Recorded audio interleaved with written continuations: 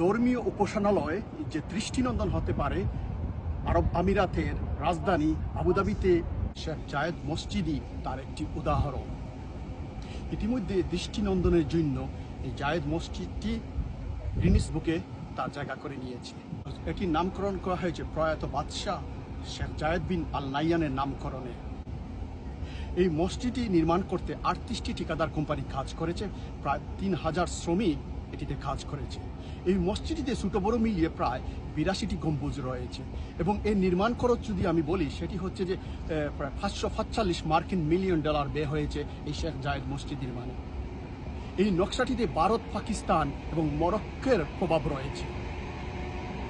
এই দৃষ্টিনন্দন মসজিদটি যদি দেখতে আসেন তাহলে কোনো ধরনের চার্জ নেই, পার্কিং চার্জ নেই, কিংবা একটি পাস নিতে হয় রেজিস্ট্রেশন, এবং পুরো মসজিদটি ফ্রি উপভোগ করতে পারবেন। আর সবচেয়ে যে আকর্ষণীয় বিষয় হচ্ছে যে এখানে নন মুসলিমরাও প্রবেশ করতে পারে, শুধুমাত্র আবায়া বা বোরকা পরে নন মুসলিমরা ঢুকতে পারবে।